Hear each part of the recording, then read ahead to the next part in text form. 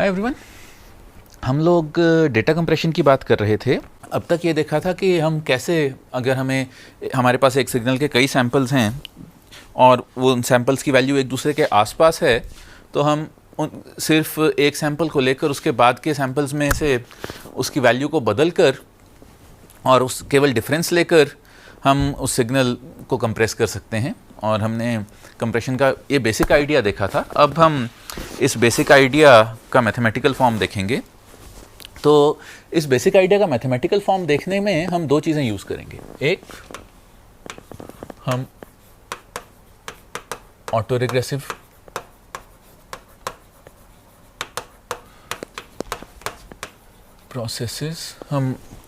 Processes की बात करेंगे कि ऑटो रिग्रेसिव प्रोसेस होता क्या है। और दो, हम बात करेंगे कि वेरिएंस और क्वांटाइजेशन।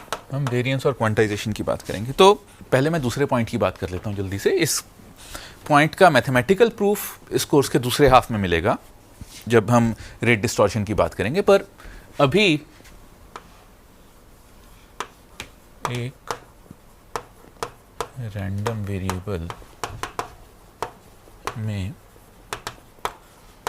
होने वाली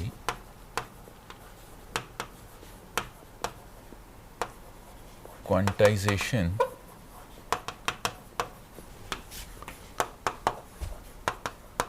डिस्टॉर्शन को के सिग्मा स्क्वायर 2r की तरह लिखा जा सकता है, जहां k कांस्टेंट है, r number of quantization bits,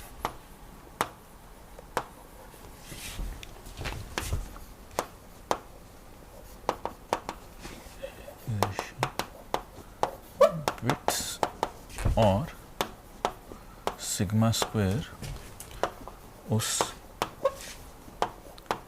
random variable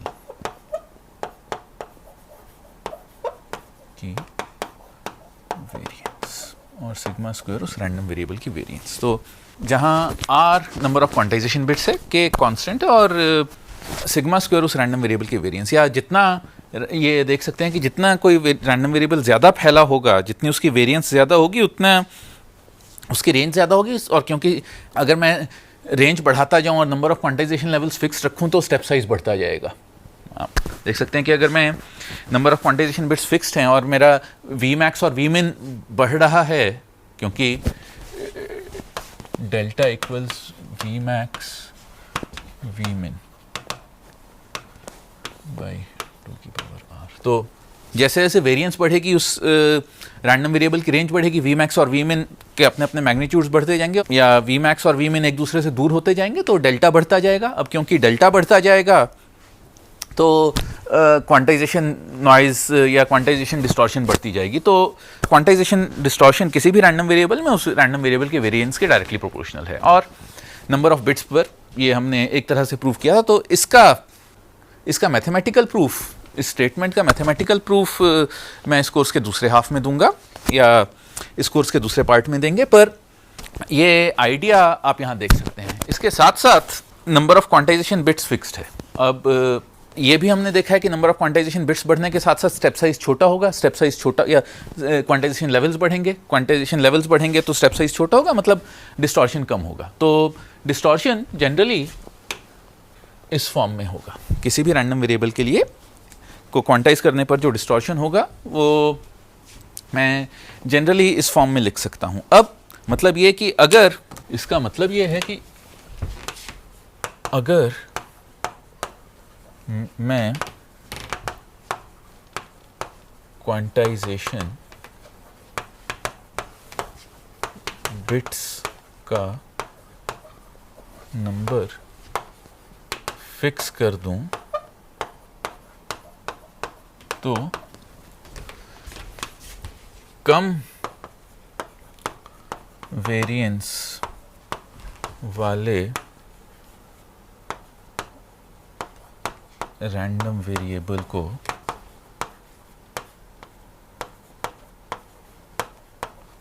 quantize करने पर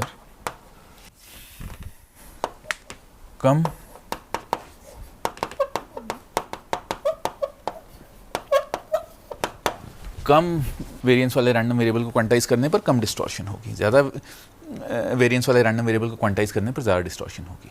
तो मैं अगर क्वांटाइजेशन बिट्स फिक्स रखूं तो मैं रैंडम वेरिएबल के वेरिएंस कम से कम करना चाहता हूं, ये एक।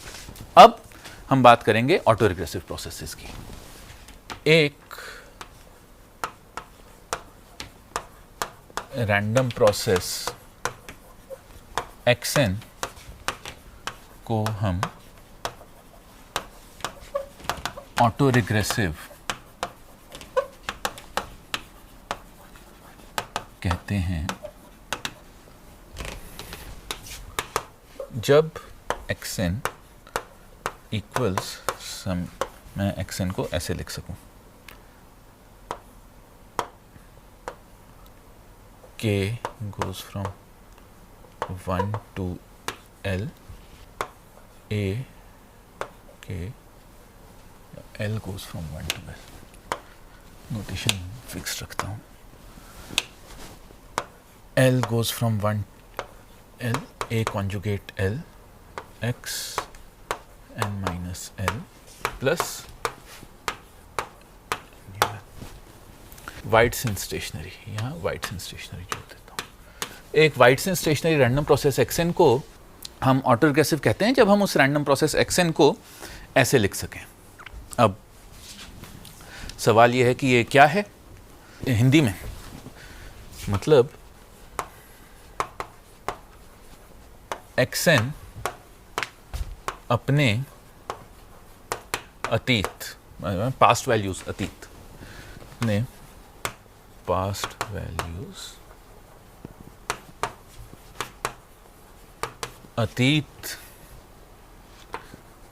अतीत में ली गई वैल्यूज या अतीत में लिए गए मानों का लीनियर कॉम्बिनेशन है और उसमें एक इनोवेशन कंपोनेंट न्यूएन है। मतलब xn अपने अतीत में ली गई values xn -1, xn -2, xn -L तक का और एक इनोवेशन कंपोनेंट का लीनियर कॉम्बिनेशन है। यहां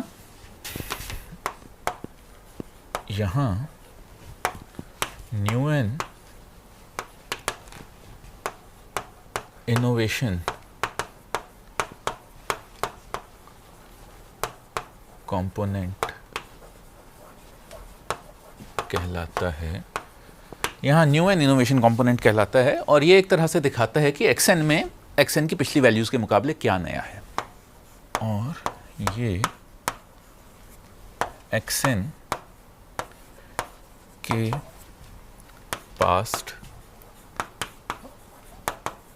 अतीत में ली गई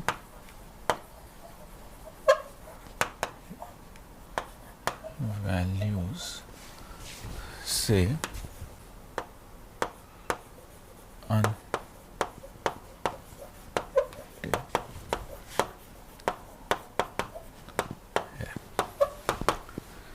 न्यूएन इनोवेशन कंपोनेंट कहलाता है। इसके साथ साथ न्यूएन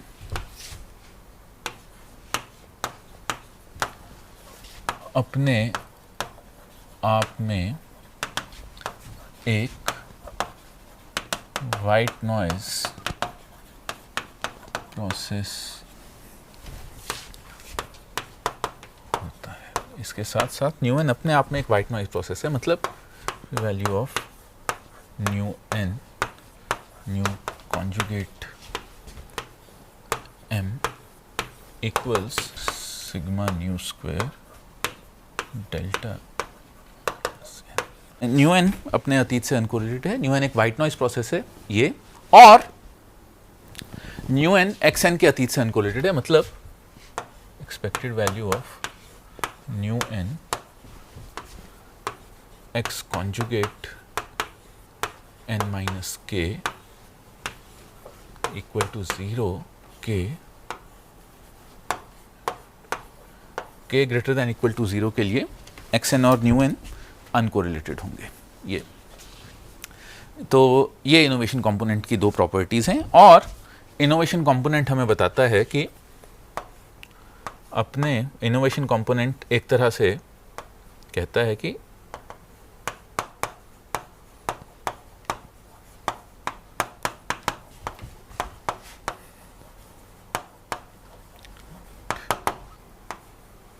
एक्सएन में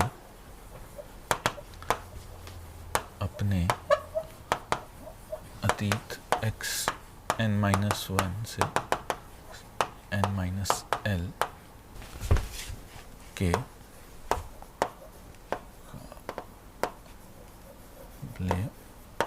क्या नया है, एक्सएन में अपने अतीत के मुकाबले क्या नया है। इनोवेशन कंपोनेंट हमें बताता है कि एक्सएन में अपने अतीत से क्या नया है, इसीलिए वो इसमें, क्योंकि वो इसमें नयापन, एक्सएन में नयापन क्या है वो उसका इनोवेशन कंपोनेंट बताता है। तो अब हमें अगर एक्सएन की पास्ट वैल्यूज़ पता हैं या एक्सएन ने पहले क्या वैल्यूज़ ली हैं वो हमें पता हैं, और हमें ये एएल्स पता हैं, तो हमें सिर्फ और सिर्फ इस इनोवेशन कंपोनेंट की ज़रूरत है ये बताने के लिए कि एक्सएन की वैल्यू क्या होगी। तो अगर हमें एक्सएन का पास्ट पता है, एक्सएन एएल्स पता है, तो हमें सिर्फ और सिर्फ इनोवेशन कंपोनेंट चाहिए ये बताने के लिए कि एक्सएन की वैल्यू क्या होगी। तो अब ये हम कैसे करेंगे ये हम अगले लेक्चर में देखेंगे। Thank you.